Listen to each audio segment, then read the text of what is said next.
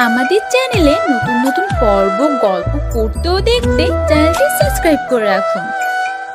মফিজুর মির্জা চায়ের কাপে চুমুক বসিয়ে একটু চিন্তিত হলেন। অতঃপর মাথা ঝাঁকিয়ে আবারও বলে ওঠে, এটা ঠিক বলেছি। আমি তো কখনো ভাবিনি এসব। আচ্ছা, বাবা আর ভাইয়ের সাথে কথা বলে দেখি। একদম। কথা শেষ করে সাদনান রুমে চলে আসে। রুমে এসেই দেখলো তার ছোট্ট জান এখনো বইয়ের মাঝে মুখ গুজে বসে আছে। মূলত সাদনান বসিয়ে দিয়ে গিয়েছে, সাথে এতগুলো পড়া কমপ্লিট করতে বলেছে, আর এসে সবগুলো পড়া নেবে এটাও বলেছে। তাই তো প্রিয়তা তখন থেকে বসে আছে, কিন্তু এত কঠিন কঠিন পড়া কি তার মুখস্থ হয়? কিন্তু প্রাণপণ চেষ্টা সে করে যাচ্ছে। সাদনান যে তার পেছনে এসে দাঁড়িয়েছে সেদিকেও তার খেয়াল নেই। সাদনান মুচকি হাসলো, কিন্তু প্রিয়তা ততক্ষণে অনুভব করতে পারছে পেছনে তার সুদর্শন ব্যক্তিগত পুরুষটার অবস্থান করছে। সাদনান বইটা বন্ধ করে দিল পেছন হতে হাত দিয়ে।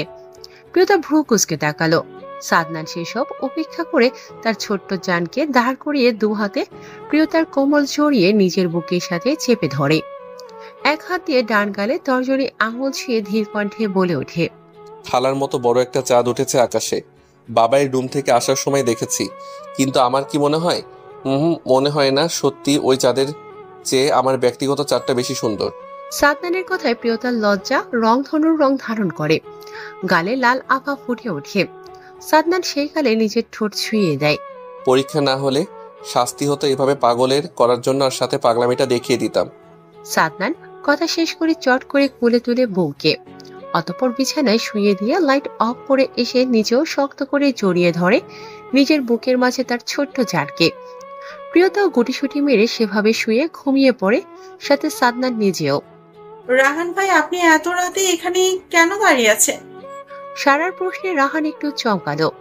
আজ সাদনান তাকে বাড়ি যেতে দেয়নি, আর সে লিভিং রুমে একটা পিলারের পেছনে সে তো এই মেয়েকে দেখতে এখানে দাঁড়িয়েছিল, কিন্তু অপেক্ষা করতে করতে কখন যে সারা এসে পড়েছে টেরই পায়নি। পানি নিতে যাচ্ছিলাম। আমতা আমতা করে বলে উঠল রাহান। সারা ভ্রু কুঁচকে তাকালো, মুখ দেখে বোঝা যাচ্ছে বিশ্বাস করেনি। তাই রাহান ফোনটা পকেটে রেখে ডাইনিং এর দিকে চলে গেল। সারাও পেছন পেছন গেল। রাহান গিয়ে টেবিল থেকে গ্লাস নিয়ে জগ হতে পানি নিয়ে একটানে খেয়ে নিল। অতঃপর গ্লাসটা টেবিলে রেখে পেছন ফিরতে সারাকে দু হাত কোমরে রেখে দাঁড়িয়ে থাকতে দেখে একটু ভয় পেল, তবে চেহারায় তা ফুটতে দিল না। উল্টো নিজে ভ্রু কুঁচকে প্রশ্ন করে, কি হয়েছে? বিশ্বাস হচ্ছে না। চোখ পিট পিট করে তাকিয়ে বলল সারা। রাহান এবার আর কোনো প্রতিক্রিয়া করে না, বরং একটু এগিয়ে আসে সারার নিকট, সামান্য ঝুঁকে আসে সারার মুখের উপর। অতঃপর খুব শান্ত কণ্ঠে বলে ওঠে, ঘুমের ওষুধের প্রয়োজন ছিল আর সেটা নিতে এসেছি। রাহানের এরূপ কথায় সারার কুচকানো ভ্রুজোড়া আরো কুচকে গেল। রাহানের থেকে সামান্য কিছুটা পিছিয়ে যায়, মুখের অবস্থা আগের ন্যায় রেখে বলে ওঠে, সেটার জন্য ফার্মেসিতে যান, এখানে কেন দাঁড়িয়েছিলেন? কৈফিয়ত চাইছো? প্যান্টের পকেটে দু হাত ঢুকিয়ে সোজা হয়ে দাঁড়িয়ে ভ্রু কুচকে জিজ্ঞেস করে রাহান। সারা অবাক হয়ে রাহানের প্রশ্নে, তবে খুব স্বাভাবিকভাবে জবাব দেয়, তা কেন হবে? আমার কেন জানি অন্য কিছু মনে হলো, তাই বললাম। কি মনে হলো? রাহান কৌতূহল নিয়ে আগের ন্যায় আবারও প্রশ্ন করে। সারা শয়তানি হাসে মনে মনে, এবার জব্দ করা যাবে এই চালাক রাহান ভাইকে। আপনাকে কেন বলবো? কথাটা বলেই সারা মুখে ভেঙচি কেটে পেছন ফিরে নিজের রুমের উদ্দেশ্যে হাঁটা ধরে। আর রাহান পেছনে দাঁড়িয়ে খুব সাবধানের সহিত সারার যাওয়ার দিকে তাকিয়ে বিড়বিড় করে বলে ওঠে, খুব শীঘ্রই তোমার প্রতিটা কথা আমাকে বলার মতো আমি আমার অধিকার করে নেব। দেখতে দেখতে প্রিয়তার আর সারার টেস্ট পরীক্ষা শেষ হয়ে ফাইনাল পরীক্ষার সময়ও ঘনিয়ে এলো। টেস্ট পরীক্ষা চলাকালীন একদিন গিয়েছে প্রিয়তা সওদাগর বাড়ি। শুধু প্রিয়তা নয়, সাদনান, রাহাত, আয়না চারজনেই গিয়েছে। থেকেছে মাত্র এক রাত, দুদিন। যে দুদিন থেকেছে সে দুদিন প্রিয়তার পরীক্ষা ছিল না। এই 2 দিন মিতা সওদাগর ততটা কথা বলেনি প্রিয়তার সাথে, কিন্তু সাদনানের জামাই আদরে কোনো ত্রুটি রাখেনি। রাহাত সাদনান দুজনকে বেশ যত্ন আত্তি করেছে, এতেই প্রিয়তা ভীষণ খুশি। প্রিয়তা এসব ভাবতে ভাবতে বই খাতা গুছিয়ে নিচে আসার জন্য অগ্রসর হয়। রাত এখন 9টা বাজেনি। সাদনান এখনো বাড়িতে আসেনি, এসে পড়বে হয়তো কিছুক্ষণের মধ্যেই। লিভিং রুমে জাফর মির্জা সহ আম্বিয়া মির্জা, মফিজুর মির্জা, আজম মির্জা আরো বাড়ির সব সদস্যরাই এখানে উপস্থিত। প্রিয়তা সেদিকে একবার তাকাতেই দেখতে পায় আম্বিয়া মির্জা কেমন অদ্ভুত নয়নে তাকিয়ে তার দিকে। প্রিয়তা এটা লক্ষ্য করে তড়িঘড়ি করে রান্নাঘরে চলে গেল। রাতের খাবার রেডি করেছে দুজন কাজের লোক সহ সুফিয়া বেগম আর আয়না। প্রিয়তাও গিয়ে হাতে হাত এটা সেটা এগিয়ে দেয়। সুফিয়া বেগম অবশ্য বলেছে তার এসব করতে হবে না, সে যেন টেবিলে বসে পড়ে আর তাড়াতাড়ি খেয়ে রুমে চলে যায়। সারাও খেয়ে পড়তে চলে গিয়েছে, তবে প্রিয়তা শুনল না, সে কাজ করতে লাগলো। এর মধ্যে সালেহা বেগম হন্তদন্ত হয়ে রান্নাঘরে এসে কফি করে প্রিয়তার হাতে দিয়ে রুমে পাঠিয়ে দিল। সাদনান এসেছে আর সে ফ্রেশ হয়ে কফির জন্য বলেছে। প্রিয়তা কফি নিয়ে উপরে নিজের রুমে চলে আসে। সাদনান মাত্র ব্যালকনি হতে রুমে এসে দেখল প্রিয়তা কফি নিয়ে মাত্র রুমে এসেছে। সাদনান এগিয়ে এসে কফিটা হাতে নিয়ে সেটা একবার চুমুক বসায়। প্রিয়তা সাদনানের দিকে তাকিয়ে মাথা নুইয়ে নেয়, কারণ সাদনান শুধু তাওয়াল পরে আছে। পড়া কতদূর এগিয়েছে? সাদনান প্রিয়তার খাতাগুলো নাড়াচাড়া করতে করতে জিজ্ঞেস করে।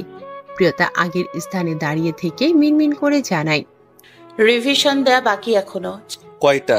4টা। কালকের দিন পর এক্সাম শুরু। প্রিয়তা আর কিছু বলে না, মাথা নুইয়ে দাঁড়িয়ে থাকে। তার কি দোষ? সব দোষ তো ওই লোকের। সারাদিন তার মনের মধ্যে জেঁকে বসে থাকে, পড়তে ইচ্ছে করে না। অবশ্য এত সুন্দর জামাই থাকলে কি আর পড়ায় মন বসে? প্রিয়তার ভাবনার মাঝে সাদনান কফিটা অর্ধেক খেয়ে বাকিটা ড্রেসিং টেবিলের উপর রেখে এগিয়ে আসে বউয়ের নিকট। অতঃপর ধীর কণ্ঠে বলে ওঠে, কালকে সকালে শহর থেকে দূরে যেতে হবে, মিটিং আছে, সেখানে 2টা। যদি পারি তো ফিরে আসবো, নয়তো এর পরের দিন সকালে। সেদিন তো পরীক্ষা শুরু। আগে আসার চেষ্টা করব, যদি না পারি এক্সামের পর নিতে যাব আমি। প্রিয়তা আর কিছু বলে না, নীরব থাকে। সাদনান আলমারি খুলে সেখান থেকে নিজের ট্রাউজার নিয়ে ওয়াশরুমে চলে যায়। এরই মধ্যে প্রিয়তা বিছানা আর সোফা রাখা সাদনানের এলোমেলো করে রাখা জিনিসগুলো গোছাতে লাগলো। অতঃপর সাদনান ওয়াশরুম থেকে বেরিয়ে এলে দুজনেই নিচে চলে আসে। আমি এদিক দিয়ে যাচ্ছি, তুমি আমার সাথে আসতে পারো। তিন্নি আজ কলেজে এসে মাইশা আসেনি। কলেজ বন্ধ, এসএসসি পরীক্ষা শুরু হবে কাল থেকে, সেজন্য। অবশ্য ভার্সিটি খোলা আর সাথে অফিস কার্যক্রম চলে, তাই তিন্নি এসেছে নিজের কিছু জরুরি কাগজ জমা দিতে। কিন্তু কলেজে আঙিনা হতে বেরিয়ে ফুটপাথ দিয়ে হেঁটে হোস্টেল ফিরছিল। আর ঠিক তখনই কবিরের সিলভার কালার গাড়িটা তিন্নির পাশে এসে থামে। কবিরকে স্পষ্ট বাহির থেকে দেখা যাচ্ছিল, আর কবির গাড়ির কাজটা নামিয়ে উপরোক্ত অফারটা করে। তিন্নি কেমন নার্ভাস, সে কবির খানের কথায় পিঠে তড়িঘড়ি করে মাথা নেড়ে জবাবে বলে ওঠে, না না স্যার, আমি যেতে পারবো। তিন্নির কথায় কবির একটু বিরক্ত হলো। এই মেয়ে তো ঢং কেন করছে? নিজে তো ঠিক আড়াল থেকে সবসময় তাকিয়ে থাকে। হ্যাঁ, কবির এই কয়েক মাসে বেশ ভালো করে লক্ষ্য করেছে তিন্নির সব চালচলন। যদিও তার আগে অস্বস্তি হতে, তবে এখন এসব নজরে এলে আপনি আপনি মুখে হাসি ফুটে ওঠে। এটা হবার কারণ কি কবির নিজেও জানে না, হয়তো ভালো লাগা সৃষ্টি হচ্ছে। আর এটা হতে হতে ঠিক একদিন ভালোবাসাটাও হয়ে যাবে বলে কবিরের বিশ্বাস। আর যেদিন সে বুঝতে পারবে সে এই মেয়েটাকে সত্যিই ভালোবেসে ফেলেছে, মেয়েটাকে ছাড়া সে থাকতে পারবে না, ঠিক সেদিন এই মেয়েটাকে নিজের মনের কথা বলে নিজের রাজ্যের রানী বানাবে। আর কবির নিশ্চিত সেদিনটা খুব নিকটে। কিন্তু তার মনের কোথাও একটা সুপ্ত অনুভূতি রয়ে গিয়েছে তার প্রথম ভালোবাসার জন্য। কিন্তু কিছু করার নেই, প্রথম ভালোবাসা বলে কথা। তবে সেটার কারণে এই মেয়েটাকে সে কখনো অবহেলা করবে না। কবিরের ভাবনার মাঝে তিন্নি সালাম দিয়ে চলে যেতে হাঁটা ধরতেই কবির এবার ধমকে সুরে বলে ওঠে, এই মেয়ে, শুনতে পাচ্ছ না কি বলছি? গাড়িতে ওঠো। তিন্নি আর কিছু বলার সাহস পায় না। গুটি গুটি পায়ে এগিয়ে এসে দরজাটার সামনে দাঁড়াতে কবির নিজের হাত এগিয়ে দরজাটা ভেতর হতে খুলে দেয়। তিন্নি বসে দরজাটা লাগিয়ে দেয়, কিন্তু কাজটা আর তোলে না। আর তাদের গাড়ির পাশাপাশি বসার দৃশ্যটা দূর হতে কেউ দাঁড়িয়ে দাঁড়িয়ে দেখলো, যতক্ষণ পর্যন্ত কবিরের গাড়িটা দৃষ্টির আড়াল না হয়। নমিনেশন দিয়ে দেবে এই মাসের শেষের দিকে। ওয়াসিফ দেওয়ার ফোনের ওপাশ হতে বলে ওঠে। সাদনান ফোনটা ডান কান হতে বা কানে চেপে ধরে শান্ত কণ্ঠে জানায়, খবর পেয়েছি। মিটিংগুলো শেষ করে যত দ্রুত সম্ভব ফিরে এসো, আর সাবধানে থাকবে। মুচকি এসে সাবধানের সহিত কথাগুলো বলে। সাদনান ওনার কথার পিছনে আগের ন্যায় আর গম্ভীর রাখে না মুখ, হাসে অল্প, যাতে শুধু পাশে বসা রাহানের নজরে আসে, তবে শব্দ নেই। সাদনান সেদিকে একবার আর চোখে তাকিয়ে শান্ত কণ্ঠে বলে ওঠে, চেষ্টা করব। কথা শেষে ফোন কাটে সাদনান, ফোন রাখে সিটে, অতঃপর গা এলিয়ে দেয় সিটে। পাশে বসা রাহান সেদিকে তাকিয়ে বলে, দ্বিতীয় নাম্বার মিটিংটা 3টায় শুরু হবে, আর সেখানে বর্তমান এমপি হোম রাখার প্ল্যান আছে। সাদনান মুচকি হাসে, চোখ বন্ধরত অবস্থায় বলে ওঠে, বাধা দেওয়ার প্রয়োজন নেই, এটা কিন্তু একটা আমাদের জন্য অনেক বড় সুযোগ। কিভাবে? মাথা ঠিক আছে তোর? কিসব বলছিস? একদম ঠিক আছে। ভাবো, যদি বর্তমান এমপি মহোদয় নমিনেশন না পাই। মানে? সাদনান উত্তর দেয় না, শুধু বাঁকা হাসে। রাহান বুঝতো এই হাসি মানে ভয়ঙ্কর কিছু চলছে তার বন্ধুর মাথায়, তবে তা আর সে জানতে চাইল না। বোমটা টাইম বোম ছিল। রাহান ফোনটা কানে নিয়ে ওয়াসিফ দেওয়ানকে বলে। ওয়াসিফ দেওয়ান বড্ড চিন্তিত হলেন, সাথে আটকে ওঠেন, কিন্তু নিজেকে যথাসম্ভব শান্ত রেখে জিজ্ঞেস করে, সবাই সেফ আছে? সাদনান আগেই সবাইকে কথাটা জানিয়ে দিয়েছে, তাই ওনারা প্রথমে মিটিং করার জন্য আগে যে জায়গায় করেছে ঠিক, তবে সেইটাই আমরা যাইনি, নতুন আরেক জায়গায় বসিয়েছে লোকজন। রাহান নিজের কথা শেষে সাদনানের হাতে ফোনটা ধরিয়ে দেয়। সাদনান ফোনটা নিয়ে গম্ভীর কণ্ঠে ওয়াসিফ দেওয়ানকে বলে ওঠে, কিছু করার প্রয়োজন নেই আপনার, এখন যা করার জনগণ করবে।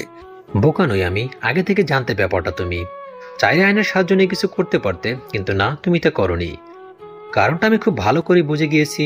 তখন শুধু কিছু সংখ্যক মানুষ জানতো, আর এখন গোটা জেলা জেনে নিল। তবে আমি নির্বাচন কমিশন অফিসে কথা বলবো ব্যাপারটা নিয়ে। ওয়াসিফ দেওয়ানের কথার কোনো উত্তর করে না সাদনান, নিঃশব্দে ফোন কাটে। রাত এখন প্রায় 10টার বেশি সময় বাজে। এখন শহরে যাওয়া সম্ভব নয়, তাই এখানের এক চেয়ারম্যানের বাড়িতে আজ তারা রাতটা থাকবে। কাল সকালে নিজের গন্তব্যে রওনা দেবে। এই চেয়ারম্যানের সাথে ওয়াসিফ দেওয়ানের কোনো এক দূর সম্পর্কের আত্মীয় আছে, আর ওয়াসিফ দেওয়ান কথা বলে আজ রাতটা থাকার ব্যবস্থা করে দিয়েছে। যদিও হবু এমপি হিসেবে তারা সাদনানকে আজ যেতে দিত না, তার নিজ থেকে মন্ত্রী হতে প্রস্তাব পেয়ে চেয়ারম্যান আহ্লাদে আটখানা হয়ে গেছে। তাই তো ভীষণ বন্দোবস্ত করে এমপিকে আজ চেয়ারম্যান বাড়ির নিমন্ত্রণ জানিয়েছে চেয়ারম্যান। মেয়েটা কে ছিল? কবির ব্যালকনিতে দাঁড়িয়ে সামনে রাতের অন্ধকারের দিকে এক দৃষ্টিতে তাকিয়েছিল, কিন্তু হঠাৎ বাবার কণ্ঠে এমন প্রশ্নে অবাক হয়ে পেছনে ফিরে ভ্রু কুঁচকে জিজ্ঞেস করে, কোন মেয়ে? নাটক করো না। দুপুরে যে মেয়েটাকে তোমার গাড়ি করে হোস্টেলে পৌঁছে দিয়েছিলে। কবির নিজের কুঁচকানো ভ্রুজোড়া এবার ঠিক করে নেয়, কিন্তু ওর মুখটা এবার চরম বিরক্তিতে পরিণত হলো। তার বাবা তাকে অনুসরণ করছে? সিরিয়াসলি? ছেলে মেয়ে পটাতে ভিন্ন পদ্ধতি অবলম্বন করছে, আর তার বাপ সেটা নিয়ে তাকে আবার গোয়েন্দাদের মতো জেরাও করছে। এসব ভাবা যায়? কিন্তু কিছু করার নেই, তার বাপ তার সাথে সব সময় এভাবে কথা বলে। কবির বিরক্ত হলেও তা আবার নিমিষেই উধাও হয়ে যায়। বাবা তার জন্য নিজের সব ত্যাগ করেছে, সব সময় তার পাশে ছায়ার মতো থেকেছে। মা নেই সেটা উপলব্ধি করতে দেয়নি। বাবা মা দুটাই হওয়ার আপ্রাণ চেষ্টা করেছে, কিন্তু চাইলেই কি সব সম্ভব? কবির এসব হাবিজাবি চিন্তা করে শান্ত কণ্ঠে বাবাকে বলে, কাল ঠিক 3টায় তোমার অফিসের পাশের রেস্টুরেন্টে থাকবা। তোমার সব কনফিউশন দূর করে দেব। এখন চলো, ঘুমাতে চাও।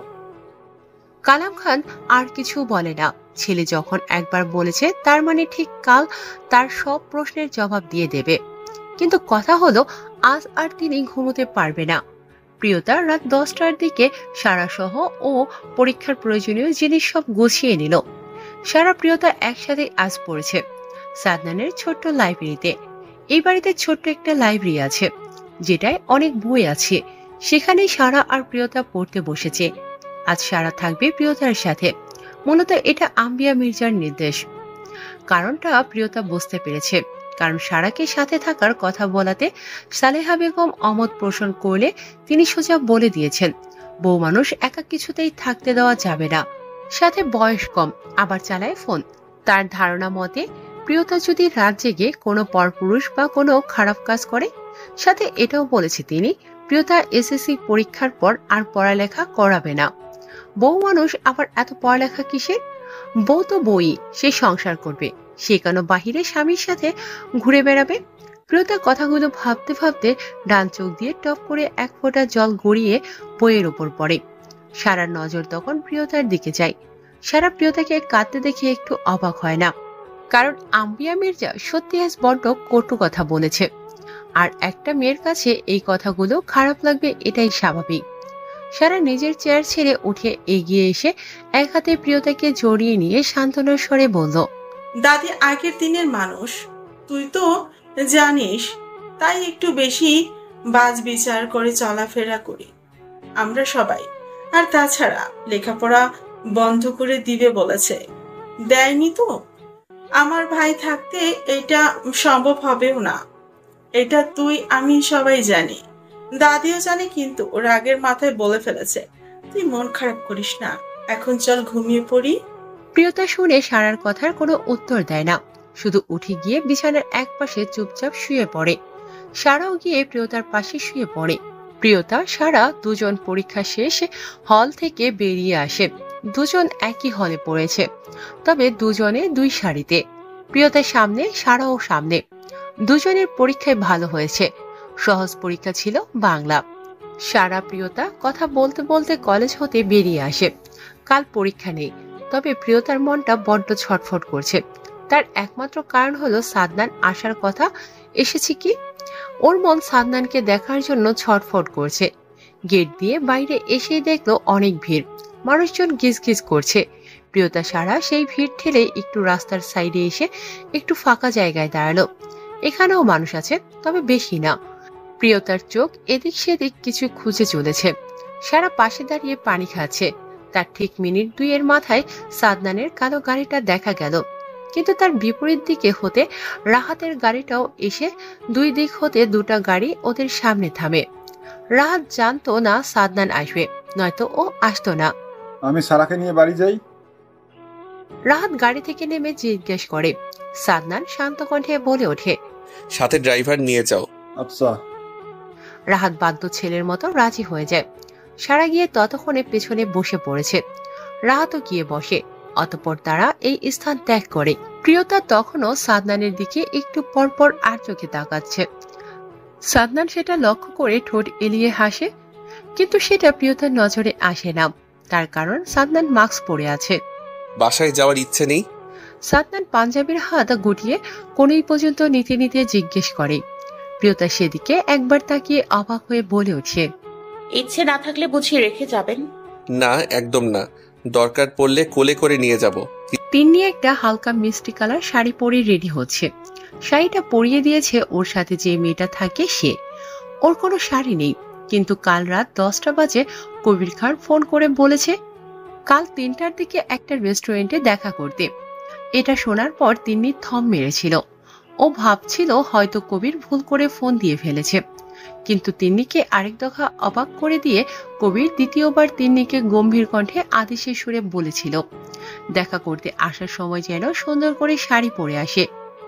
তিন্নি কিছু বুঝতে পারছিল না, কিছু মুখ দিয়ে প্রশ্ন করার মতো কিছু খুঁজেও পাচ্ছিল না।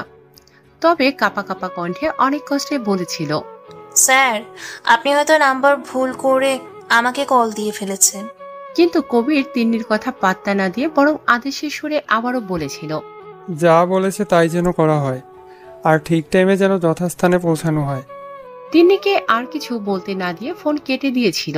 আর এদিকে তিন্নি আর সারা রাত ঘুমোতে পারেনি, শুধু ভেবেছে এই বুঝি স্যার ফোন দেবে আর বলবে সরি তিন্নি, ভুল করে তোমার নাম্বারে কল দিয়ে ফেলেছে। কিন্তু না, তিন্নি সারা রাত জেগে থেকেও তেমন কিছু ঘটেনি। তিনি শেষ রাতের দিকে একটু ঘুমিয়েছিল।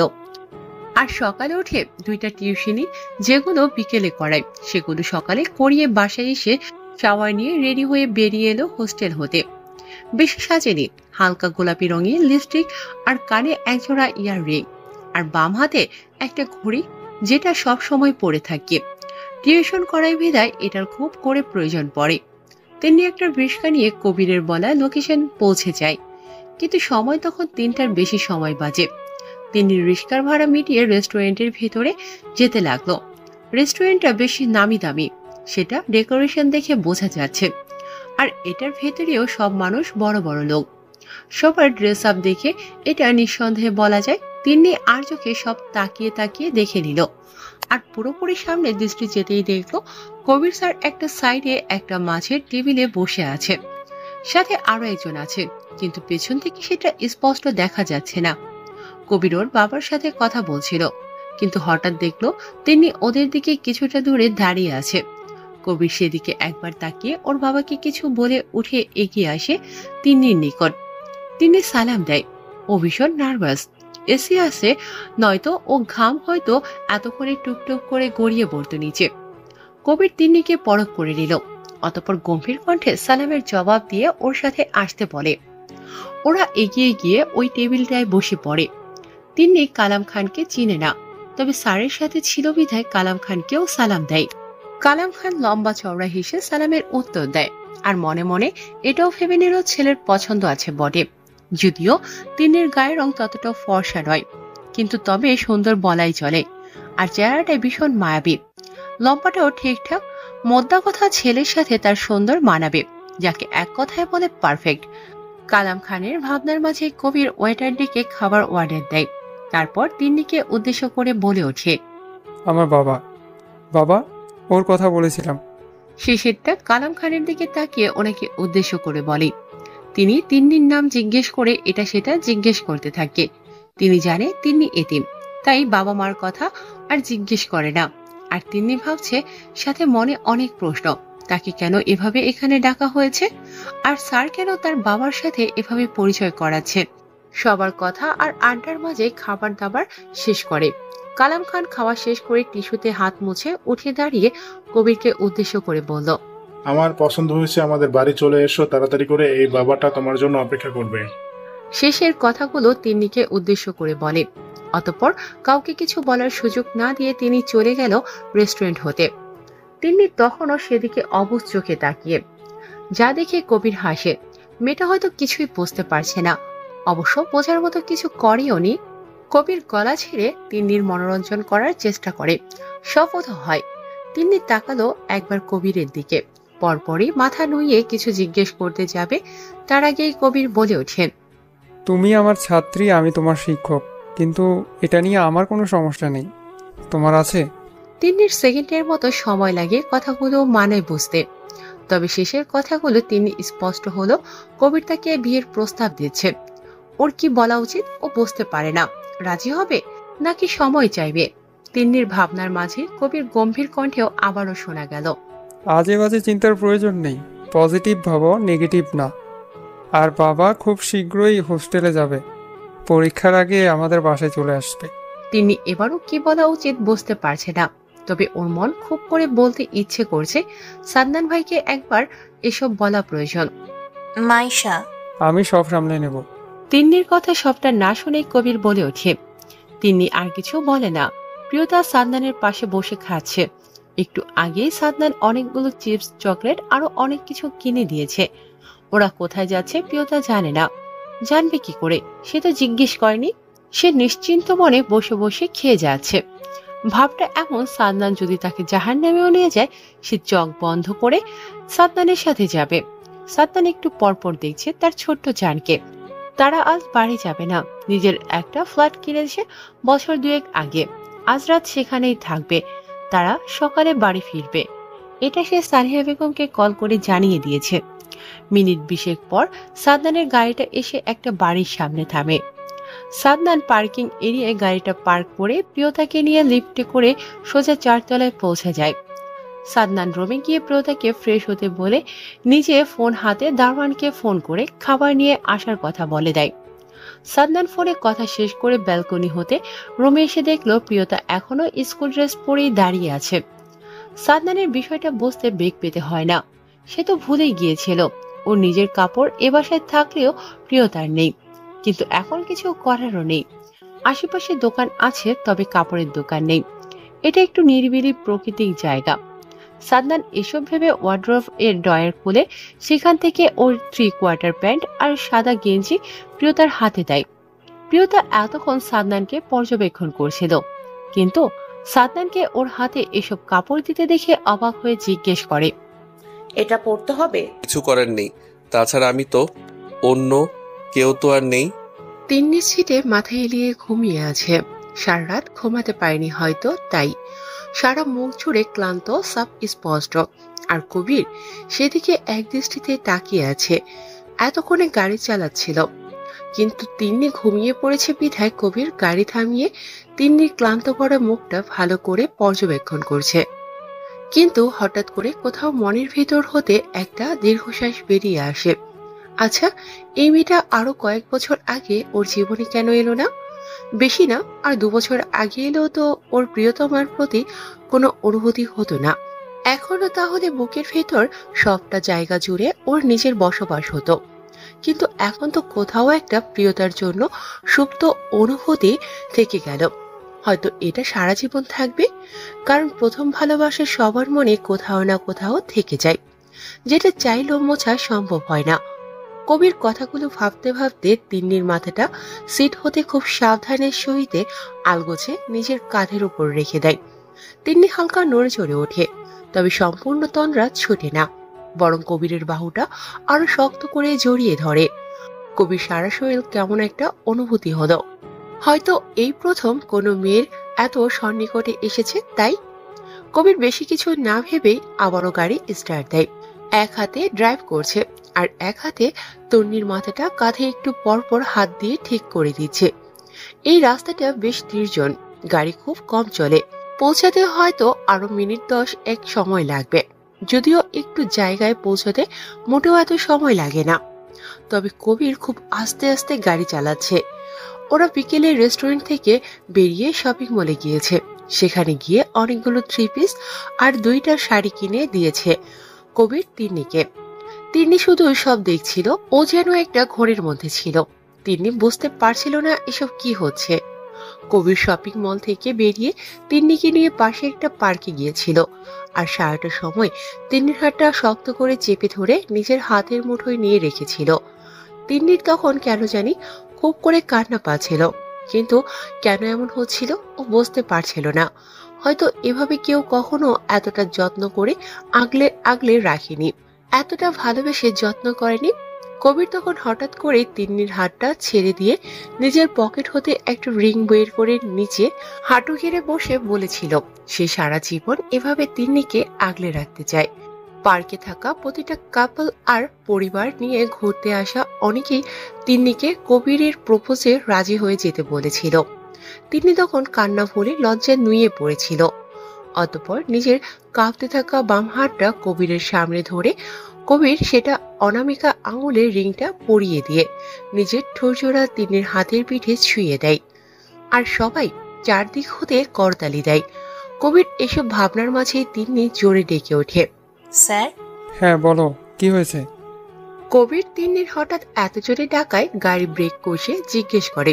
তিনি অসহায় কণ্ঠে উত্তর দেয়, স্যার, আমরা অনেকটা পথ এগিয়ে এসেছি, হোস্টেল তো পেছনে। কবির তিন্নির কথা শুনে চারপাশে দৃষ্টি ঘুরিয়ে চাইল। সত্যি ওরা অনেকটা দূরে চলে এসেছে হোস্টেল হতে। আসলে কবির ভাবনার মাঝে এতটাই বিভোর ছিল যে ও খেয়ালই করেনি। তবে কবির নিজেকে ধাতস্থ করে বলে ওঠে, খেয়াল করিনি। কথা শেষে কবির গাড়ি ঘুরিয়ে হোস্টেলের দিকে আসে। গাড়িটা এসে হোস্টেলের সামনে থামতেই তিনি নেমে এক সাইডে দাঁড়ায়। কবিরও নেমে পেছন দরজা খুলে সেখান থেকে 2টা প্যাকেট তিন্নির হাতে দিয়ে বলল, এখন এগুলো রাখো, বাকিগুলো আমি বাড়ি নিয়ে যাচ্ছি। বাবা এসে এই সপ্তাহের মধ্যে তোমাকে নিয়ে যাবে। তিনি প্যাকেটগুলো হাতে নিল, কিন্তু ও কিছু বলতে চাইছে, তবে বলতে পারছে না হয়তো। কবির বুঝতে পারলো, আর এটাও বুঝলো তিন্নি কি বলতে চায়। তাই তিন্নি কিছু বলার আগেই কবির বলে ওঠে, এসব নিয়ে টেনশন করতে হবে না, বিয়ের সব ব্যবস্থা করেই বাবা তোমাকে বাড়ি নিবে, আর সেটা 1 সপ্তাহের মধ্যেই হবে। তিন্নি কিছু বলে না। কবির আবারও বলল, সাবধানে থাকবে। তিনি মাথা নাড়িয়ে বলে, আচ্ছা, আপনিও সাবধানে যাবেন। কবির তিন্নির দিকে তাকিয়ে আছে, বেশ লাগছে দেখতে। রাস্তার পাশে নিয়ন বাতি জ্বালিয়ে রাখায় সেই কৃত্রিম আলোয় তিন্নি ফিরে চলে যাচ্ছিল, কিন্তু কবির পেছন থেকে আবারও ডেকে ওঠে, শোনো, কাল থেকে আর টিউশন যাবে না, সবাইকে না করে দেবে, মনে থাকবে? আচ্ছা। তিন্নি সেভাবে থেকেই মিনমিনে উত্তর দেয়। অতঃপর তিন্নি চলে যায়, আর কবির সেদিকে তাকিয়ে থাকে এক দৃষ্টিতে। যতক্ষণ পর্যন্ত তিনি গেট অতিক্রম করে হোস্টেলের ভিতর না যায়। তিনি ভিতরে চলে গেলে কবির গাড়িতে বসে পড়ে। তারপর 4তলা বিল্ডিং এর দোতলায় 3 নম্বর রুমের ব্যালকনির দিকে তাকিয়ে থাকে। এই রুমটাই তিনি থাকে, কবির জানে। আর কবির এটাও শিওর তিনি এখন রুমে গিয়ে একবার ব্যালকনিতে আসবে। আর হলেও তাই। কবিরের ভাবনার মাঝে আবছা আলোর মাঝে তিন্নিকে ব্যালকনিতে এসে দুহাত রেলিং এর উপর রেখে কবিরের গাড়িটার দিকে তাকালো। কবির সেদিকে তাকিয়ে নিজের ডান হাতটা বাহির করে ইশারা করে রুমে যাওয়ার জন্য। তিনি রুমে চলে যায়, কিন্তু পর্দার আড়ালে দাঁড়িয়ে ঠিক তাকিয়ে রয় কবিরের গাড়িটা যতক্ষণ না দৃষ্টির আড়াল হয়। প্রিয়তা সাদনানের দেওয়া কাপড়গুলো পরে পা গুটিয়ে বসে আছে বিছানায়। ঘুম থেকে উঠেছে মাত্র। ওর কেমন লাগছে, যদিও এখানে তেমন লাগার কথা নয়, স্বামী হয় ওর, কিন্তু তবুও কেমন কেমন লাগছে। হয়তো এসব পরে অভ্যস্ত নয় তাই। সবসময় তো লং ফরক বা কুর্তি এসব পরে। সাদনান নেই, ফ্রেশ হয়ে খাবার খেয়ে কোথাও গিয়েছে। প্রিয়তা দেখছে রুমটাকে। এই রুমটাও সাদা রঙের, বিশাল বড় একটা রুম, সাথে ছোট্ট একটা ব্যালকনিও আছে। সেখানে বিভিন্ন রকমের ফুলের টব আর বড় বড় সবুজ পাতার টবও আছে, কিন্তু ফুলের গাছগুলি শুকিয়ে আছে, যত্নের অভাব। প্রিয়তা সেগুলো ছুঁয়ে ছুঁয়ে দেখলো। সন্ধ্যা 7টার বেশি সময় বাজে এখন। দুপুরে খাবার খেয়েছে, কিন্তু এখন আবার ওর পেটে ভীষণ ক্ষুধা অনুভব করলো। কিন্তু ও খাবে কি? আর এবারেতে তো প্রথম, ও তো জানেও না এখানে কিছু আছে কিনা। আর দুপুরে তো সাদনান রুমে এনে খাইয়ে দিয়েছে। আচ্ছা যাই হোক, একবার রান্নাঘরে যাওয়া যাক, আর সেখানে কিছু আছে কিনা সেটাও দেখা যাবে। প্রিয়তা এসব ভাবতে ভাবতে রুম থেকে বেরিয়ে এসে থম মেরে দাঁড়িয়ে রয়। এটাও সম্ভব? সাদনান রান্নাঘরে কিছু করছে। প্রিয়তা সেদিকে গুটি গুটি পায়ে এগিয়ে গেল। সাদনান টের পেয়েছে বউ তার পেছনে, তাই ক্যাবিনেট খুলে সেখানে কিছু খুঁজতে খুঁজতে বলল, আসার দরকার ছিল না, 2 মিনিটের মধ্যে আসছি, তুমি রুমে যাও। প্রিয়তা শোনে না, এগিয়ে গিয়ে ওভেন খোলে। সেখানে দেখা মিলে খাবার দিয়ে রাখা। প্রিয়তা সেগুলো বের করে সাদনান ততক্ষণে প্লেট নামিয়ে ওভেনের পাশে রাখে। অতঃপর প্রিয়তার হাত থেকে খাবার প্লেটে রাখে। সাদনান প্লেট আর একটা পানির বোতল হাতে নিয়ে প্রিয়তাকে সাথে আসার জন্য ইশারা করে। প্রিয়তা সাদনানের পেছনে পেছনে যেতে যেতে জিজ্ঞেস করে, খাবার কোথায় পেলেন? দারোয়ান দিয়ে আনিয়েছি, কিন্তু সেগুলো ঠান্ডা হয়ে গিয়েছে, তাই গরম করতে লেট হয়ে গেল। আরে আমাকে বলতে পারতেন। হা করো। সাদনান প্রিয়তার মুখের সামনে খাবার ধরে হুকুম জারি করে। প্রিয়তা মুখ খোলে, ঝটফট খাবার খেয়ে নেয়। সাদনান নিজেও খায়। খাবার শেষে সাদনান প্লেট রেখে আসে রান্নাঘরে। প্রিয়তা তখন রুমে বড় দেয়ালের সাথে বসানো আয়নাটায় নিজেকে ঘুরে ঘুরে দেখছিল। সাদা টি শার্ট সাথে সাইকালারের 3 কোয়ার্টার প্যান্ট। খারাপ লাগছে না, ভালোই লাগছে, বলা যেতে পারে নায়িকার মতোই লাগছে। প্রিয়তার নিচের দিকে তাকিয়ে গায়ের গেঞ্জিটা হালকা উঁচু করে কোমরের কাছে প্যান্ট ঠিক করে মাথা তুলে আয়নায় তাকাতেই দেখা মিলে সাদনান বুকে হাত গুজে দরজায় হেলান দিয়ে দাঁড়িয়ে প্রিয়তার দিকে তাকিয়ে আছে এক দৃষ্টিতে। প্রিয়তা সেটা দেখে তড়িঘড়ি করে গেঞ্জিটা টেনে টুনে ঠিক করে পেছন ফিরে আমতা আমতা করে জিজ্ঞেস করে, কখন এসছেন? এই তো যখন সাদনান আর কিছু বলতে পারে না। প্রিয়তা তৎক্ষণাৎ এগিয়ে আসে, পায়ের আঙুল ভর দিয়ে উঁচু হয়ে সাদনানের মুখ চেপে ধরে নিজের ছোট্ট হাতের সাহায্যে। আর সাদনান আস্তে আস্তে নিজের হাত জোড়া প্রিয়তার উন্মুক্ত কোমরে রাখে। আসলে প্রিয়তা উঁচু হওয়ার কারণে ওর গায়ের গেঞ্জিটাও অনেকটা উপরে উঠে যায়, তবে শরীর ঢেকে আছে। কিন্তু সাদনান গেঞ্জির নিচ দিয়ে নিজের হাত দিয়ে চেপে ধরে প্রিয়তার পেট। আর এভাবে থেকে সাদনান প্রিয়তাকে নিয়ে হেঁটে পাশের রুমে চলে আসে। প্রিয়তা ততক্ষণে সাদনানের গলা জড়িয়ে ধরে নেয়।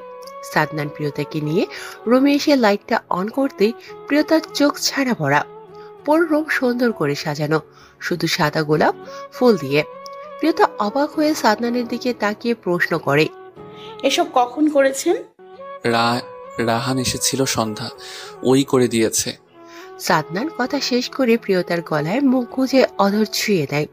প্রিয়তা কেঁপে উঠল, কিন্তু প্রিয়তা হঠাৎ ধরে আসা কণ্ঠে জিজ্ঞেস করে, কাল বোম ছিল মিটিং এর জায়গায়? সাদনান শুনল, অবাক হলো না, বরং খুব স্বাভাবিকভাবে প্রিয়তার ঘাড়ে নাক ঘষে বলল, রাহান বলেছে। না, কাল রাতে আমি দাদুকে বলতে শুনেছি। সাদনান আর কিছু বলে না, বউকে ভালোবাসায় আর নিজের হাতের এলোমেলো স্পর্শে পাগল করে, আর আরো একটা মধুচন্দ্রিমার রাত পার করে, যার সাক্ষী হয়ে থাকে দূর আকাশের চাঁদ, যার আলো কাচের জানলা দিয়ে আসে, যেটা এই অন্ধকারের মাঝেও তাদের রুমটাকে আলো দিয়ে আলোকিত করছে। পরীক্ষা শেষ হয়েছে, এখন প্র্যাকটিক্যালও আজ শেষ। সারা প্রিয়তা দুজনেই পরীক্ষা বেশ ভালো হয়েছে সবগুলো। এখন বাকিটা রেজাল্ট আউট হলে বোঝা যাবে। আজ রাহাত ওদের নিতে আসবে, কারণ কাল নমিনেশন দেবে সাদনান সহ জাফর আজম মির্জা। তাই আজ ওয়াসিফ ধাওয়ানের বাসায় গিয়েছে, এটা নিয়ে আজ মিটিং হবে। প্রিয়তা সারা ওরা দুজন স্কুলের ভেতর হতে বেরিয়ে এসে দেখলো রাহাত গাড়িতে হেলান দিয়ে দাঁড়িয়ে ফোনে কথা বলছে। প্রিয়তা আর সারাকে এগিয়ে আসতে দেখে ফোন কেটে পকেটে নিয়ে নেয়। এরপর টুকটাক কথা বলে ওরা গাড়িতে উঠে বসে। রাহাতও গাড়ি স্টার্ট দিয়ে বাড়ির দিকে চলে আসে। মাইশা, আয়ান, তিন্নি অপেক্ষা করছে কবির খানের জন্য। ওরা আজ চারজন এই বিকেলটা সারা এলাকা ঘুরে বেড়াবে। তার কারণ তিন্নি, ওর ভীষণ মন খারাপ। কলেজে কয়েকটা মেয়ে জেনে গিয়েছে ইলেকশনের পর তিন্নি আর কবিরের বিয়ে হবে, কিন্তু এটা জানে না তিন্নি আর কবিরের বিয়েটা অলরেডি ঘরোয়াভাবে হয়ে গিয়েছে। তিন্নি ভাবে বিয়ে ঠিক হয়েছে জেনে মেয়েগুলো ওকে ওই দিন এত কথাগুলো শোনালো, আর যদি জানতে পারে বিয়ে হয়ে গিয়েছে তখন কি করতো? তিন্নিকে কয়েকটা মেয়ে মিলে ভীষণভাবে বাজে কথা বলেছে। সে কেন স্যারের সাথে কলেজে আসে, স্যারের বাড়িতে থাকে। মাইশা তখন বলতে চেয়েছিল বিয়ের কথা বলে দিতে, কিন্তু তিন্নি বলতে না করেছে। তিন্নি এদের কোনো প্রশ্নের জবাব দেয়নি, শুধু বলেছে এটা যেন স্যারকে জিজ্ঞেস করে। এখন মেয়েগুলো একটু ভয় পেয়ে যায়। আর এই ফাঁকে মাইশা বলতে চায় বিয়ে হয়েছে, কিন্তু তিন্নি কথা ঘুরিয়ে বলেছে বিয়ে ঠিক হয়েছে। বিয়েটা এখনই ধুমধাম করার কথা ছিল, কিন্তু মির্জা বাড়ির কোনো পুরুষ এখন সময় দিতে পারবে না, বিধায় বিয়েটা সেদিন তিন্নিকে হোস্টেল থেকে বাড়ি নিয়ে যাওয়ার পর দিন দিয়ে দিয়েছেন। এতে অবশ্য মির্জা বাড়ির সবাই উপস্থিত ছিল। তিন্নি গাড়ির জানালার ওপর থতনি ঠেকিয়ে এসব ভাবছিল। ঠিক তখনই কবিরের ডাকে ধ্যান ফিরে। কবির এসে পিছনের সিটে ওর পাশে বসে গিয়েছে, অথচ টেরই পায়নি।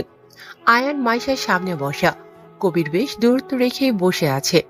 বিয়ে হয়েছে, কিন্তু তিন্নি কবিরের মাঝে এখনো স্বামী স্ত্রীর মতো কোনো সম্পর্ক এখনো গড়ে ওঠেনি। সামনে তিন্নির পরীক্ষা, আর তাছাড়া কবির নিজের মাঝে এখন কি এক জড়তা কাজ করে। তিন্নি নিজেও দূরে দূরে থাকে।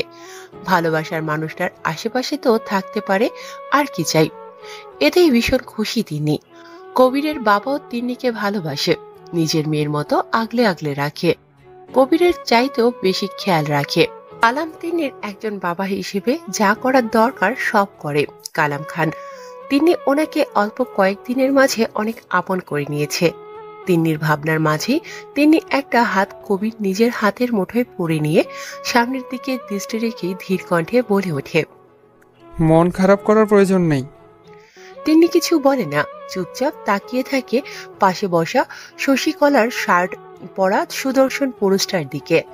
বেশ লাগছে দেখতে তিন্নির নিকট কবিরকে, যদিও কবিরের গায়ের রং তিন্নির চেয়ে বেশ ফর্সা, আর গলা ভর্তি চাপ দাড়ি, গোলগাল মুখ, চোখ কালো চিকন ফ্রেমের চশমা, শার্টের হাতা গুটিয়ে কোণে পর্যন্ত রাখা। নিঃসন্দেহে কোনো মেয়ে এক দেখায় এই পুরুষের প্রেমে পড়বে, যেমনটা তিন্নি পড়েছিল, যেটা আস্তে আস্তে ভালোবাসায় রূপ নিল আর এখন পরিণয়। কবির সামনে তাকিয়ে আছে এক দৃষ্টিতে। তার এই মেয়ে আশেপাশে থাকলে অন্যরকম অনুভূতি হয়, খুব করে নিজের বাহু ধরে আবদ্ধ করে রাখতে মন চায়, কিন্তু সেই সময় তো আর এখনো আসেনি। একেবারে নিজের করে পেতেও যে আরো অপেক্ষা করতে হবে। ওদের ভাবনার মাঝে আয়ান গাড়িটা একটা রেস্টুরেন্টের সামনে থামায়। তারপর সবাই রেস্টুরেন্টের ভেতরে চলে যায়। আজ সারা বিকেলে ঘুরবে ওরা।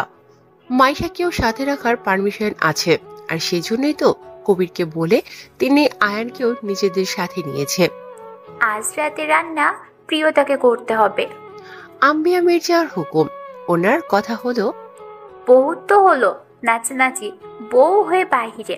এখন তো পরীক্ষাও শেষ, তাই এখন থেকে রান্না বান্না সব করতে হবে।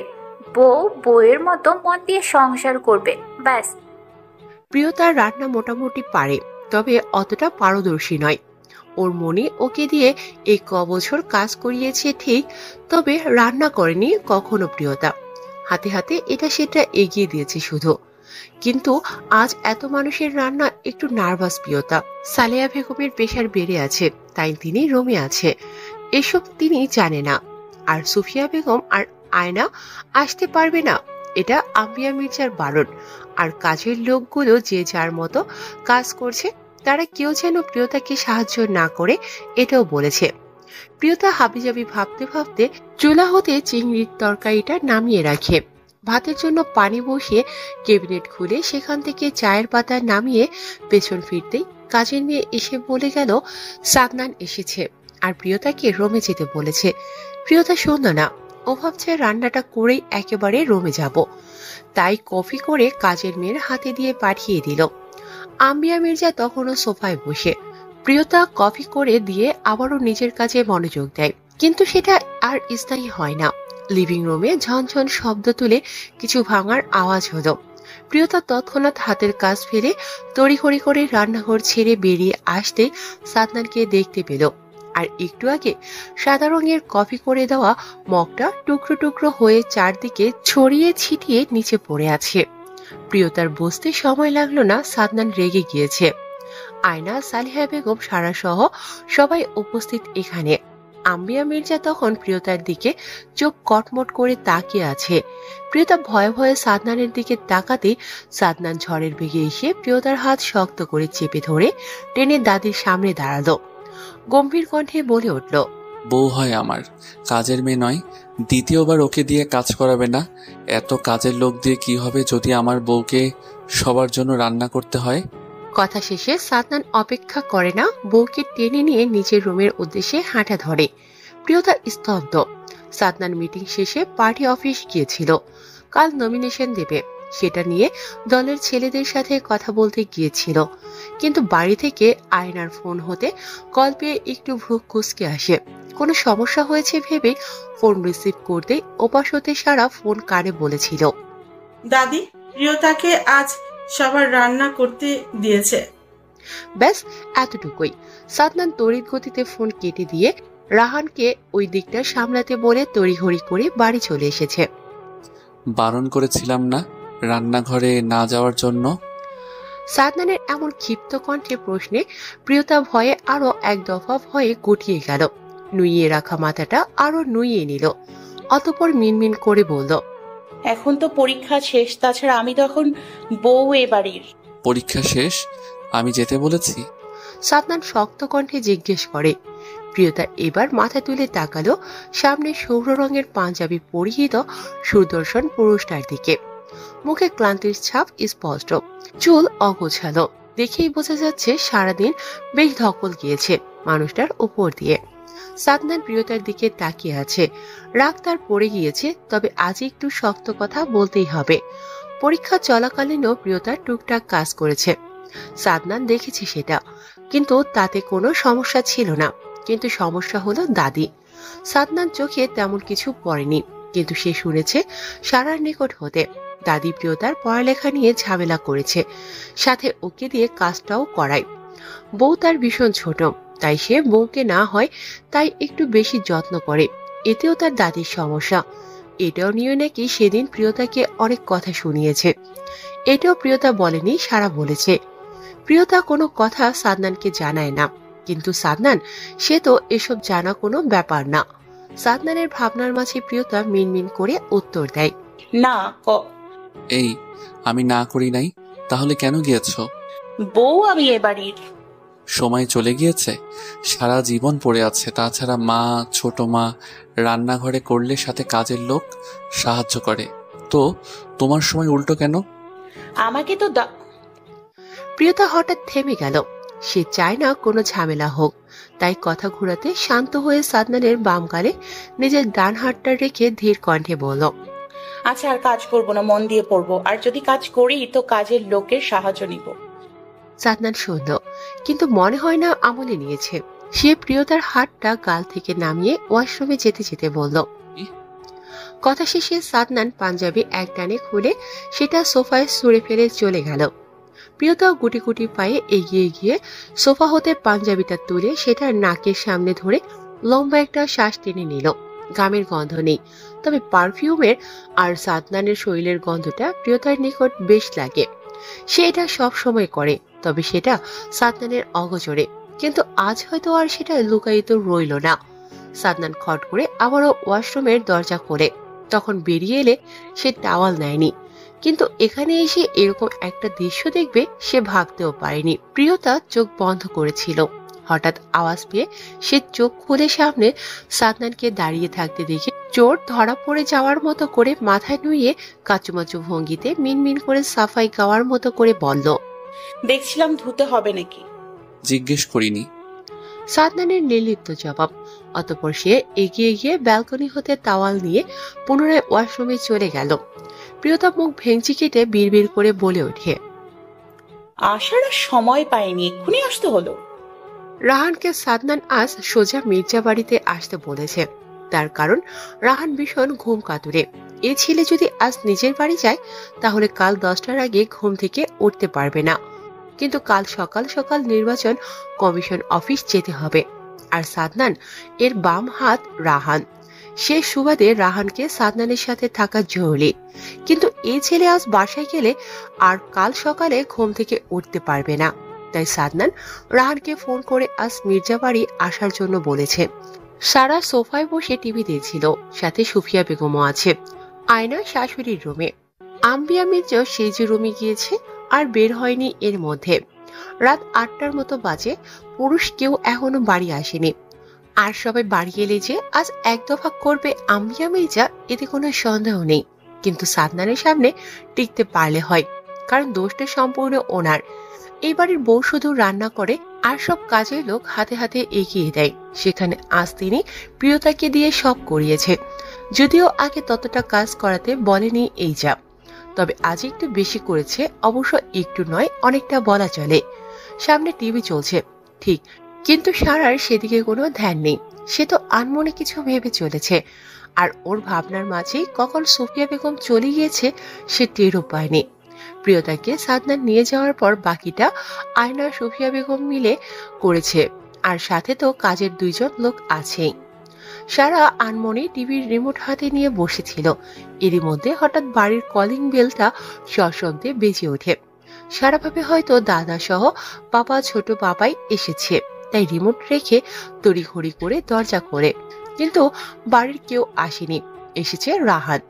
সারা রাহানকে দেখে বুকের ভিতর ধক করে উঠল। কালো শার্ট, কালো প্যান্ট, এলোমেলো চুল, দেখতে বেশ লাগছে।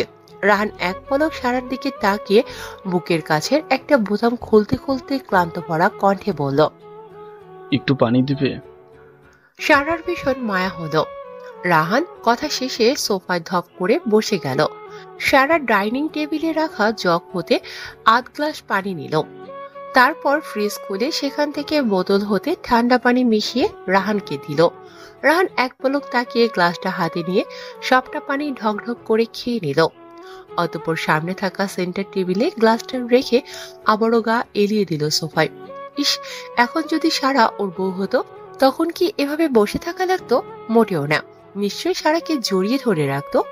তবে একটা কথা মানতেই হবে, ভালোবাসার মানুষটাকে দেখলে সব ক্লান্তি হতাশা দূর হয়ে যায়।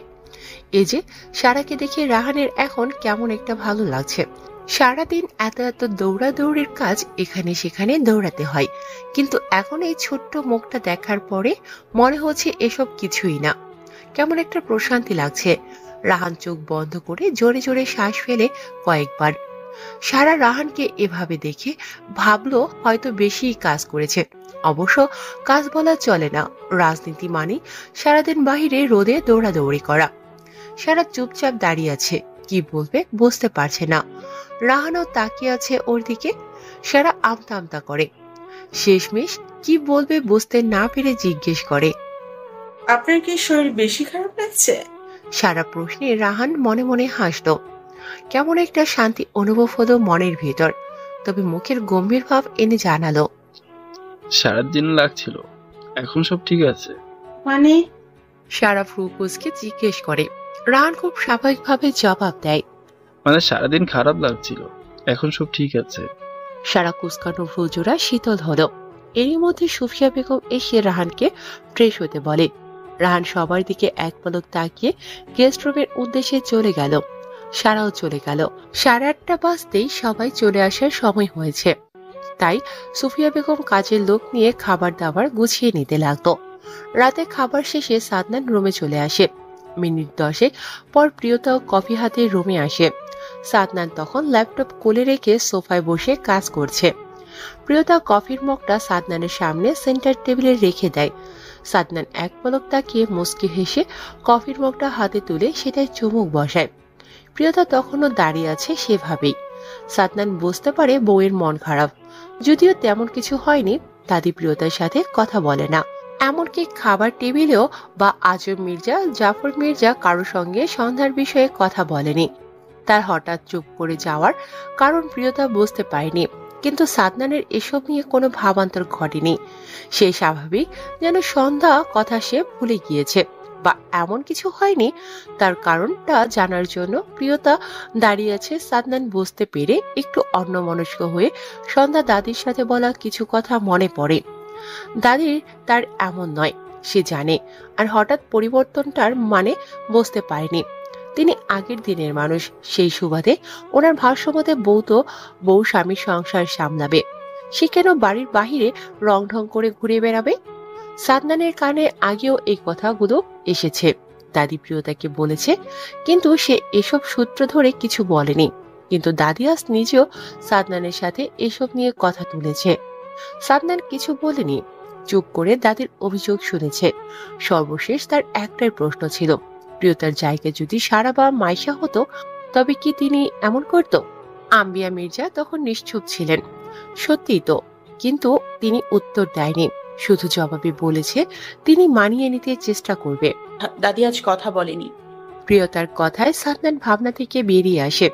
সে তো বেমানব ভুলে বসেছিল বউ তার সামনে দাঁড়িয়ে, কিন্তু নিজেকে যথাসম্ভব শান্ত রেখে কোল হতে ল্যাপটপ নামিয়ে পাশের সোফায় রাখে। প্রিয়তার হাত টেনে ধরে নিজের কোলে বসিয়ে দেয় সাদনান। প্রিয়তা হালকা কেঁপে ওঠে, ভরকালো হক চুকিয়ে সাদনানের শুভ্র রঙের পাতলা শার্টের বুকের কাছটায় খামচে ধরে। সাদনান হাসল আরো কিছুটা। প্রিয়তার ছোট্ট দেহখানার কোমর নিজের শক্ত হাতের মাঝে আরো শক্ত করে চেপে ধরে। সাদনান প্রিয়তার চোখ বন্ধ দেখে মৃদু কণ্ঠে বলল, চোখ খুলো।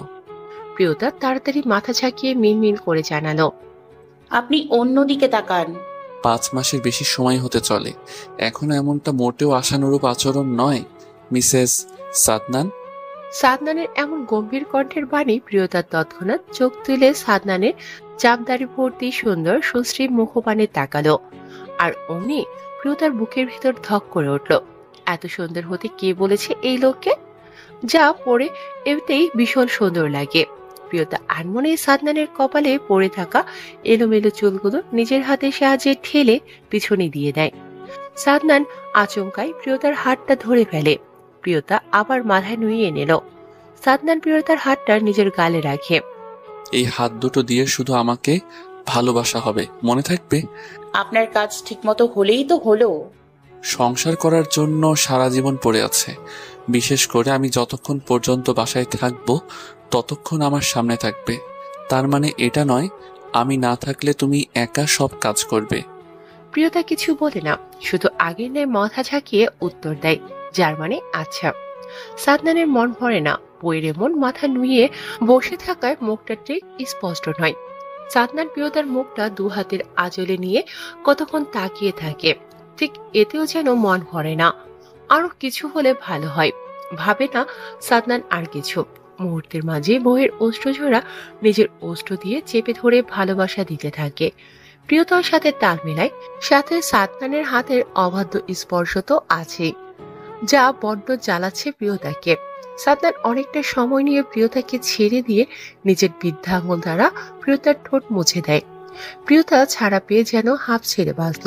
জোরে জোরে শ্বাস ফেলে নিজেকে স্বাভাবিক করে। পিট পিট করে চোখ তুলে সাদনানের দিকে এক পলক তাকিয়ে তড়িঘড়ি করে উঠে পড়ে সাদনানের কুল হতে। অতঃপর আলমারি খুলে সেখান থেকে রাতের পোশাক নামিয়ে ওয়াশরুমে চলে গেল। প্রিয়তা ওয়াশরুম থেকে বেরিয়ে এসে লাইট অফ করে বিছানায় শুয়ে পড়ে।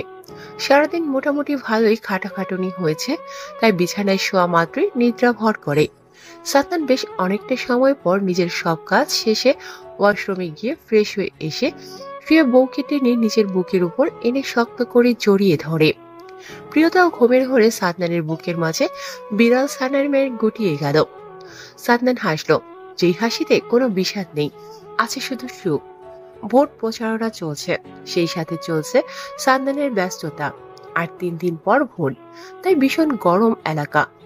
আজকের পর ভোট প্রচারণা বন্ধ কাল থেকে, তাই সাদনান আজ ভোট প্রচারণা বাড়িয়েছে, সাথে ছিলেন ওয়াসিফ দেওয়ান। আর অন্যদিকে গিয়েছে আজম মির্জা, জাফর মির্জা কোথাও যায়নি। বয়স হয়েছে কিন্তু দেখতে এখনো জোয়ান, কিন্তু দেখতে জোয়ান হলেও শরীর তার মেহনত সাথে হাঁটাচলা করতে গেলে সেটা ধরা পড়ে, এতটুকুতেই হাঁপিয়ে যায়। তাই তিনি আজ পার্টি অফিস রয়ে গিয়েছে। কবির তিন্নির হাতে একটা প্যাকেট ধরিয়ে দিয়ে বলল, রেডি হয়ে এসো। তিনি খাবার শেষে মাত্র রুমে এসে এর মধ্যে কবির রুমে আসে। তিনি কবিরের এমন কথায় ভ্রু কুঁচকে আসে, কিন্তু নিজেকে যথাসম্ভব শান্ত রেখে প্রশ্ন করল, কি এটা? নিজে দেখে নাও। কথা শেষে কবির চলে গেল। তিনি প্যাকেট থেকে একটা হালকা গোলাপি রঙের একটা পাতলা শাড়ি বের করে, যেটা দেখে তিন্নির মুখ হা হয়ে গেল। এটা তো ওই দিন কবির শপিং মল থেকে নিয়েছিল। তিনি তখন এত খেয়াল করেনি শাড়িটা এত পাতলা, তবে ওর এটা ভালো লেগেছিল। কিন্তু এত পাতলা হবে বুঝতে পারলে সে কখনো এটার দিকে তাকাতো না। আর ও না তাকাতো, আর না কবিরের দৃষ্টি ওটাই যেত, আর না আজ শাড়িটা ওর হাতে আসতো, আর না পড়তে হতো। কিন্তু এখন কি করার, কবির একবার যখন দিয়ে দিয়েছে তখন এটা পড়তেই হবে, কিছু করার নেই। তার কারণ কবির যা বলে তার উল্টো হলে সে ভীষণ রেগে যায়, এটা তিনি জানে। তার কারণ কলেজে বহুবার দেখেছে কবিরের রূপ। তিনি এসব হাবিজাবি ভাবতে ভাবতে ওয়াশরুম থেকে শাড়িটা পরে আসে। সে এই কয়েক মাসে শাড়ি পরাটা বেশ শিখে নিয়েছে। তার কারণ ও অবশ্য কবির প্রায়শই তন্নির নিকট আবদার জোড়ে, যেন কবির এর ছুটির দিনে তিনি শাড়ি পরে। তিনি মেনে নিয়েছে, তার ভীষণ ভালো লাগে কবিরের এসব ছোট ছোট আবদারগুলো। এই যেমন হুটহাট তন্নির হাতে খাবার খেতে যাওয়া, কলেজ থেকে আসার সময় এটা সেটা নিয়ে আসা, আবার কলেজে যাওয়ার সময় কপালে চুমু খাওয়া। তিনি শাড়িটা পরে বসে আছে বিছানায়, আর একটু পরপর নিজের শরীরের দিকে তাকাচ্ছে আর লজ্জা পাচ্ছে। শাড়ি পরেছে ঠিক, তবে শাড়ির প্রতিটা ভাঁজ স্পষ্ট, সাথে ব্লাউজের হাতাগুলো স্লিভলেস। এখন এটা পরে কবিরের সামনে কি করে যাবে তিনি বুঝতে পারছে না। তিন্নির ভাবনার মাঝে কবির হাতে ঘড়ির ফিতা বাঁধতে বাঁধতে রুমে প্রবেশ করে বলে ওঠে, আর কতক্ষণ? কবির আর কিছু বলতে পারে না। তিন্নির দিকে তাকিয়ে কবিরের চোখ আটকে যায়।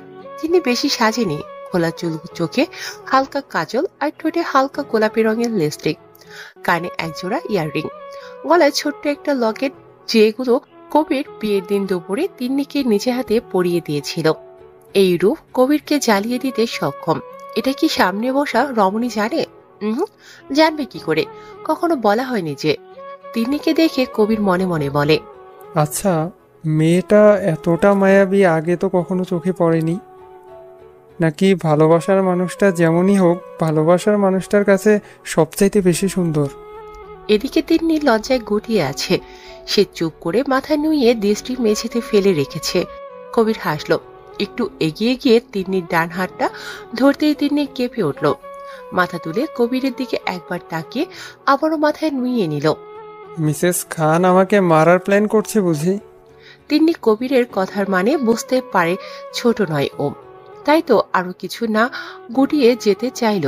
কিন্তু কবির কি গুটিয়ে থাকতে দেয়? সে তো ট্রেনে দাঁড় করালো তিন্নিকে, অতঃপর ড্রেসিং আয়নার সামনে দাঁড়ালো। তিন্নির চাইতে কবির একটু লম্বা হওয়ার দরুনে ঘাড় নুইয়ে কবির নিজের থুতনি ঠেকিয়ে তিন্নির কাঁধে, দুহাত রেখে তিন্নির পেটের উপর। তিন্নি তখনও চোখ বন্ধ, সাথে কাঁপাকাঁপি তো আছে।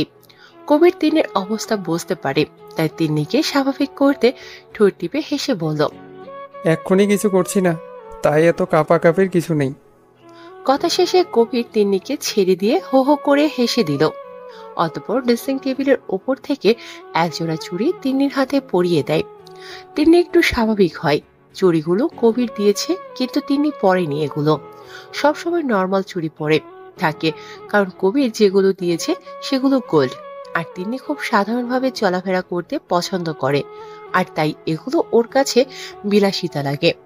কবির চুড়ি পরিয়ে দিয়ে আলমারি খুলে সেখান থেকে একটা চাদর বের করে তিন্নির গায়ে ঝরিয়ে দিয়ে বলল, আমি চাই না এই রূপ আমি ছাড়া দ্বিতীয় কেউ দেখে। তিন্নি অবাক হলো, তবে মনে মনে বেশ খুশি হলো, কারণ ওর ভীষণ অস্বস্তি লাগছিল। চলো যাওয়া যাক। তিন্নি সম্মতি দেয়। কবির তিন্নির হাত ধরে বেরিয়ে আসে বাড়ি থেকে। কবির ড্রাইভার নিয়েছে, ওরা পিছনে বসেছে। তিন্নি জানে না ওরা কোথায় যাচ্ছে। একবার অবশ্য কবিরকে জিজ্ঞেস করেছে, কিন্তু কবির বলেনি, শুধু জানিয়েছে গেলেই দেখতে পাবে। গাড়ি চলছে নিজ গন্তব্যে, তবে তিন্নির রাস্তাটা ভীষণ চেনা লাগছে না এটাই তো সেই রাস্তা যেটা দিয়ে এতিমখানায় যায়। আগে তিন্নি যেখানে থাকতো সেখানে। তবে কি ওরা সেখানে যাচ্ছে? না, যাচ্ছে না। গাড়িটা এসে এতিমখানার গেটেই থামে। দারোয়ান গেট খুলে দেয়, গাড়ি ভিতরে প্রবেশ করে। তিন্নি কবিরের গাড়ি থেকে নামে, আর অমনি ভেতর হতে অনেকগুলো বাচ্চা সহ 5 জন মহিলা বেরিয়ে আসে সেখান থেকে। সবাই এসে একসাথে তিন্নিকে জন্মদিনের শুভেচ্ছা জানায়। তিনি স্তব্ধ। কবির ড্রাইভারকে কিছু ইশারা করতে ড্রাইভার গাড়ি থেকে বেরিয়ে পেছনে গিয়ে গাড়ির ডিকি খুলে সেখান থেকে অনেকগুলো শপিং ব্যাগ এনে তিন্নি আর মহিলাগুলোর হাতে দেয়। কবির তিন্নির 2 বাহুতে হাত রেখে মুচকি হেসে বলে ওঠে, হ্যাপি বার্থডে। তিন্নির চোখে পানি চিকচিক করছে। কবির বুঝতে পারে মেয়েটা অতি খুশিতে চোখে পানি চলে এসেছে। এগুলো সবাইকে দাও। তিন্নির হাতে শপিং ব্যাগগুলোর দিকে তাকিয়ে ইশারা করে বলে। তিন্নি সবগুলো বাচ্চাকে দিল। এগুলোর ভেতর সবার জন্য এক সেট করে কাপড় আছে। সবাই ভীষণ খুশি। বাচ্চাগুলো খুশি থেকে তিন্নি কবিরকে ধন্যবাদ দিল। কবির মুচকি হেসে বলল, আর আমার পক্ষ হতে আল্লাহকে ধন্যবাদ এত সুন্দর মনের একজন মানুষকে আমার জীবনে দেওয়ার জন্য, তাও আবার আমার জীবন সঙ্গী করে অর্ধাঙ্গিনী রূপে। তিন্নি উত্তর করে না। সে সবাইকে দেখতে ব্যস্ত হয়ে পড়ে। মুগ্ধ হয়ে দেখছে সব বাচ্চাগুলোকে। সেও একসময় এরকম ছিল, এদের মতো এতিম। তিন্নিকে নাকি এখানের একজন মহিলা রাস্তায় পেয়েছিল। কেউ ফেলে দিয়েছিল হয়তো। তিন্নির বয়স তখন কত, হয়তো 2 বা 3 দিন ছিল। তবে ওনারা তিন্নিকে যেদিন পেয়েছে সেদিন থেকেই এই তিন্নির জন্মদিন পালন করে, সাথে সার্টিফিকেটে সব জায়গায় এই তারিখ ব্যবহার করে। রাত 1টা নাগাদ ওরা খাবার দাবার শেষে বাড়ি ফিরে আসে। এর মধ্যে তিন্নি গাড়িতে ঘুমিয়ে পড়ে। কবির তাই তিন্নিকে নিজের সাথে একদম মিশিয়ে শক্ত করে জড়িয়ে রাখে। বাড়িতে এসে গাড়ি থেকে নেমে কবির তিন্নিকে নিজে কোলে করে এনে নিজের রুমে শুইয়ে দেয়, আর নিজেও ফ্রেশ হয়ে এসে তিন্নিকে জড়িয়ে ধরে ঘুমিয়ে পড়ে।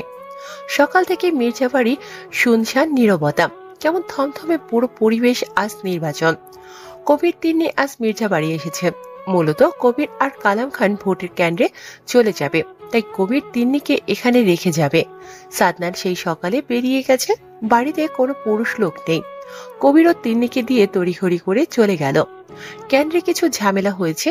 বিপক্ষ দল নাকি ভুয়া ভোট দিতে এসে ধরা পড়ে গিয়েছে। এটা নিয়ে ছেলেরা ক্ষেপে গিয়েছে। এখন পরিস্থিতি স্থিতিশীল, আর জয় সাদনানের হবে বলে ধারণা।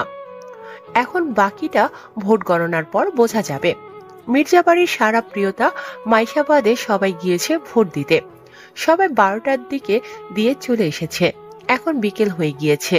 সালেহা বেগমের শরীর খারাপ। আম্বিয়া মির্জা চিন্তায় সারাদিন কিছু খায়নি, তাই ওনাকে এখন সুফিয়া বেগম জোর করে খাবার খাইয়ে ঘুমের ওষুধ দিয়েছে। প্রিয়তা সারাদিন কেমন মনমরা হয়ে থেকেছে, তাই সারা মাইশা, তিন্নি, আয়না ওর সাথে সাথে সারাদিন রয়েছে। মাইশা ফোন হাতে এইমাত্র রুম থেকে বেরিয়ে সাদে চলে আসে। আয়ানকে মেসেজ দিয়েছে। আয়ান বলেছে মেসেজ করার মতো পরিস্থিতি নেই, তবে ফোনে শর্টকাট কথা বলতে পারবে। মাইশা সাদে আসার সাথে সাথে আয়ানের ফোন আসে। রিসিভ হতেই আয়ান ওপাশ থেকে জিজ্ঞেস করে, প্রিয়তা খাবার খেয়েছে? না, সকালে মা অনেক জোর করে একটু খাইয়েছে, আর খাইনি। কিছু বলছে? হ্যাঁ। আপনি কিভাবে বুঝলেন? আমার বোন, আমার জানা আছে। তাড়াতাড়ি বলো, পায়না কি ধরেছ? ভাইয়ার সাথে কথা বলতে চান? কিন্তু এটা কি সম্ভব? আমি দেখছি। আয়ান ফোন কাটে। মাইশা ফোন হাতে নিচে চলে আসে। নিচে আসতেই হাতের ফোনটা আবারও সশব্দে বেজে ওঠে। এটাও আয়ানের ফোন। মাইশা ভাবে হয়তো কিছু বলবে, তাই রুমে না এসে কলটা রিসিভ করে। কিছু বলবে তার আগেই সাদনানের গম্ভীর কণ্ঠ ভেসে এলো। ফোনটা ওর কাছে দে। মাইশা তৎক্ষণাৎ দৌড়ে রুমে এসে ফোন প্রিয়তার হাতে দেয়। প্রিয়তা প্রশ্নবোধক চাহনি দেয় মাইশার দিকে। মাইশা ইশারায় ব্যালকনিতে যেতে বলে। প্রিয়তা কি ভেবে কিছু না বলে উঠে চলে যায়। ফোন কানে নিতেই সাদনান গম্ভীর কণ্ঠে জিজ্ঞেস করে, খাবার কেন খাওনি? আপনার ফোন কেন বন্ধ? কখন বাড়ি আসবেন? প্রিয়তা সাদনানের করা প্রশ্নের জবাব না দিয়ে উল্টো অস্থির হয়ে নিচে জিজ্ঞেস করে। সাদনান হয়তো হাসলো, অতঃপর মৃদু কণ্ঠে জানায়, আসবো, অপেক্ষা করো, খুব শিগগিরই সুখবর নিয়ে। জানো তো, অপেক্ষার ফল মিষ্টি হয়। অপেক্ষা করব, খুব তাড়াতাড়ি চলে আসুন। বেশ রাত করে ভোট গণনা করার পর জানা গেল বিপরীত দলের চেয়ে দ্বিগুণ ভোটে জয়লাভ করেছে মির্জা সাদনান শাহরিয়ার। ড্রয়িং রুমে টিভির সামনে মির্জা বাড়ির প্রতিটা মহিলা সদস্য তখন বসে আছে। এই খবর পাওয়া মাত্র সবার খুশির শেষ নেই। আম্বিয়া মির্জা তো খুশিতে প্রিয়তাকে জড়িয়ে ধরে ফেলে। প্রিয়তা অবাক, বিস্ময় নিয়ে সালেহা বেগমের দিকে তাকালো। তিনি মুস্কি হাসে। প্রিয়তা ওনার পাশেই বসে আছে। সেই সুবাদে জড়িয়ে ধরাটা অস্বাভাবিক কিছু নয়। রাত 1টা নাগাদ সাদনান সহ বাড়ির প্রতিটা পুরুষ সদস্য বাড়িতে এলো। সাথে কবির আর কালাম খানও আছে। আজ রাতটা তারা এখানেই থাকবে। বাড়ির সবাই তখন ঘুমে জুবুথুবু হয়ে আছে। লিভিং রুমে শুধু সালেহা বেগম আর সুফিয়া বেগম বসে আছে। সবাইকে ফ্রেশ হতে বলে দুজা মিলে কাজের লোকের সাহায্য নিয়ে খাবারের ব্যবস্থা করতে চলে গেল। এতক্ষণ প্রিয়তা, সারা, আয়না, মাইশা ও তাদের সাথে ছিল, কিন্তু ওদের ঠেলে ঠেলে রুমে পাঠিয়ে দিয়েছে ওনারা। কিন্তু রুমে গিয়েও কি ওরা ঘুমিয়েছে? এই তো সাদনান ক্লান্ত দেহটা টেনে নিয়ে রুমে প্রবেশ করতেই দেখা মিলল বউয়ের। গুটিসুটি মেরে বসে আছে সোফায়। প্রিয়তা পিটপিট করে সামনে তাকিয়ে সাদনানকে দেখে চট করে উঠে এলো সোফা ছেড়ে। এগিয়ে এসে এলোমেলো হাতে পাঞ্জাবির উপর 3টা বোতাম খুলে লোমযুক্ত উন্মুক্ত বুকে অধর ছুঁয়ে দিল। সাদনান ঠোঁট এলিয়ে হাসে। এটা এখন প্রিয়তা সাদনান বাড়ি ফিরলে রোজ করে, তবে সাদনানের আজ অন্য কিছু চাই। এটুকু যথেষ্ট নয়, আরো কিছু চাই। কথা শেষ করে সাদনান নিজের অধর দিয়ে বউয়ের অধর চেপে ধরে। প্রিয়তা বুঝতে সেকেন্ডের মতো সময় লাগলো, তবে বুঝতে পেরে নিজেও সঙ্গ দেয় স্বামীর। বেশ অনেকটা সময় নিয়ে সাদনান বউয়ের অধর ভালোবাসার পরশ দিয়ে ছেড়ে দেয়। প্রিয়তা মাথা নুইয়ে দূরে সরে দাঁড়াতেই সাদনান একটানে নিজের গায়ের সাদা পাঞ্জাবিটা খুলে সোফায় সরে ফেলে। এখন গায়ে শুধু একটা চিকন ফিতার সাদা গেঞ্জি, হাতের মোটা পেশিবহুল দৃশ্যমান। এই শক্তপোক্ত পেটানো শরীরটা প্রিয়তার নিকট বেশ লাগে। প্রিয়তা এগিয়ে গিয়ে ব্যালকনি হতে তাওয়াল নিয়ে আসে। সাদনান বইয়ের দিকে এক পলক তাকিয়ে ওয়াশরুমে চলে যায়। প্রিয়তা গুটি গুটি পায়ে রুম থেকে বেরিয়ে এলো। সে নিচে আসতে সালেহা বেগম সাদনানের খাবারের থালাটা প্রিয়তার হাতে ধরিয়ে দিয়ে বলল, নিচে আসার প্রয়োজন নেই, কম ধকল যায়নি সারাদিন। প্রিয়তা ভীষণ খুশি হলো, তবে তা প্রকাশ করে না। ওর ইচ্ছে করছিল খাবারটা রুমে নিয়ে যাওয়ার জন্য, কিন্তু এটা বললে কেমন দেখায়, তাই বলেনি কিছু। কিন্তু কি অদ্ভুত ব্যাপার, সালেহা বেগম এটা নিজে থেকে বলল। প্রিয়তা খাবার টেবিলে বসা সবার দিকে একবার আর চোখে তাকিয়ে উপরে রুমের উদ্দেশ্যে হাঁটা ধরে। তিন্নি সেদিকে তাকিয়ে আছে। সত্যি প্রিয়তাকে দেখতে অসম্ভব সুন্দর। গায়ের রংটা বেশি সাদা নয়, তবে যে কেউ এক দেখে পছন্দ করবে।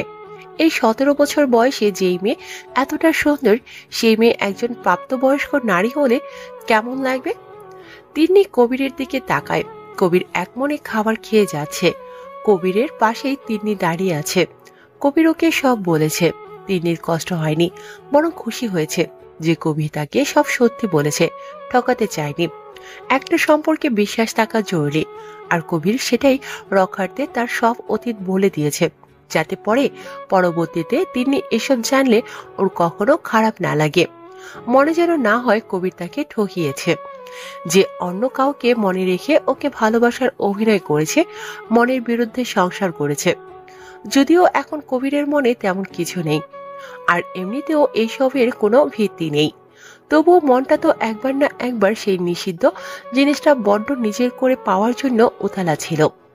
এটা কবিরকে এখন কেমন বুকের মাঝে যন্ত্রণা দেয়। খাবার শেষে তিন্নি কবিরকে নিয়ে সারা রুমে চলে আসে। সারা মাইশার সাথে থাকবে, গেস্ট রুমে কামাল খান আর রাহান থাকবে। তিন্নি রুমে এসেই বিছানা গুছিয়ে বিছানায় পা ঝুলিয়ে বসে থাকে। কবির ওয়াশরুম থেকে বেরিয়ে এসে ড্রেসিং টেবিলের সামনে দাঁড়ালো। আয়নায় নিজেকে একবার দেখে নিল। তিন্নি সেদিকে তাকিয়ে রইল। কবির রাহাতের একটা গাঢ় সবুজ রঙের গেঞ্জি পরে আছে, আর পরনে সেই সকালে বাড়ি থেকে পরা আসা কালো প্যান্ট। কবির চুলগুলো হাত দিয়ে আশ্রে নিতে নিতে জিজ্ঞেস করে, ঘুমাওনি কেন? আপনি বাইরে ছিলেন, ঘুম আসছিল না। এখন আসবে? একদম, কোনো ভুল নেই। তিন্নি আনমনে বলে ওঠে। কবির আর চোখে সেদিকে তাকিয়ে হাসলো। বড্ড ভালোবাসে মেয়েটা তাকিয়ে, কোনো সন্দেহ নেই এতে। কবির নিজেও বাসে, কিন্তু কতটা? যতটা হলে প্রথম অনুভূতি ভুলে থাকা সম্ভব। পুরনো সব ভুলে নতুন করে ভালোবাসতে মন চায়, সুন্দর একটা জীবন চায়, ভালোবেসে সংসার করা যায়। আচ্ছা, সংসারটা কি হচ্ছে তাদের মাঝে, নাকি শুধুই তার প্রথম অনুভূতি ভুলে থাকতে? আচ্ছা, এটা নিয়ে তিন্নির কি খারাপ লাগে? অবশ্যই লাগে। বিয়ের 3 মাসে যদি স্বামীর ভালোবাসা না পায়, তবে শুধু খারাপ কেন, মেয়ে নিশ্চয়ই কষ্ট পাবে। আর দেবে না, আর 2 মাসই তো, তারপর অনেক ভালোবাসা দিবে, গুছিয়ে সংসার করবে। কবির এক দৃষ্টিতে তিন্নির দিকে তাকিয়ে আছে। সেদিন সকালে যখন ঘুম থেকে ওঠার পর কবিরের রুমে নিজেকে আবিষ্কার করে, তখন ভীষণ অবাক হয়েছে তিন্নি।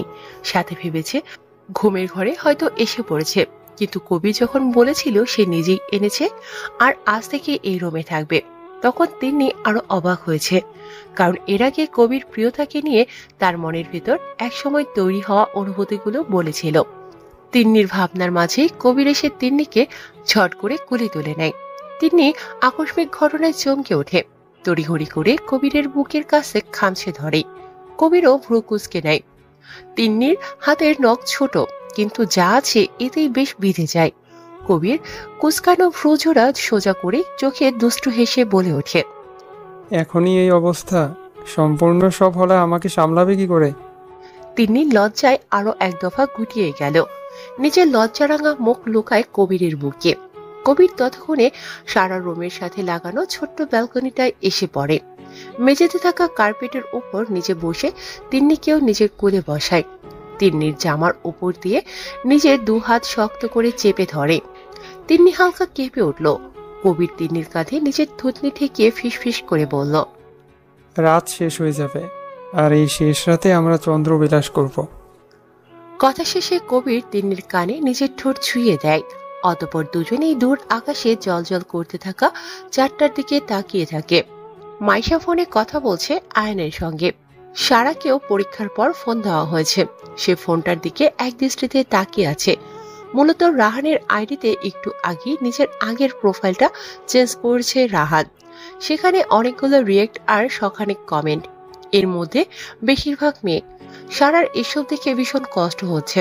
ওনার ছবিতে কেন এত মেয়ে কমেন্ট করবে? সারাও একটা আইডি খুলেছে, নিজের নাম না অন্য নাম দিয়ে, আর সেটা দিয়ে রাহানকে ফলো দিয়ে রেখেছে। রাহান ফ্রেন্ড রিকোয়েস্ট অ্যাকসেপ্ট করেনি। সারার এসব ভাবতে গিয়ে কখন যে চোখ দিয়ে জল গড়িয়ে পড়েছে বুঝতেই পারেনি। চোখের পানিটা মুছে ফোনের ডাটা অফ করার জন্য ডাটা অপশন অফ করতে গিয়ে টুং করে একটা মেসেজ এলো। সারা ডাটা অফ না করে মেসেজটা চেক করে ওর চোখ কপালে। রাহানের আইডি থেকে মেসেজ এসেছে, খাবার শেষে প্রিয়তা এটো থালাটা সেন্টার টেবিলে রেখে দেয়। এত রাতে আর নিচে যাবে না। অতঃপর হাত ধুয়ে আসে। সাদনান সোফায় বসে তখন ল্যাপটপ খুলে কিছু করছে। প্রিয়তা ওড়না পাশে রাখে বিছানা গোছাতে লাগলো। আর প্রিয়তা লম্বা মোটা চুলের বেরুনিটা তখন এদিক সেদিক কাজের সাথে সাথে দোল খেয়ে যাচ্ছে। সাদনান কাজ ফেলে সেদিকে তাকিয়ে থাকে। আসুন শুয়ে পড়ুন, বাকি সব কাজ কাল করতে পারবেন। সাদনানের ঘোর কাটে। ল্যাপটপ সোফায় রেখে আলগোছে উঠে আসে। পেছন থেকে জড়িয়ে ধরে বউকে। প্রিয়তা অনাকাঙ্ক্ষিত স্পর্শে কেঁপে উঠল, তবে নিজেকে সামলে নিল। মিনমিন করে বলল, ক্লান্ত, আপনি শুয়ে পড়ুন।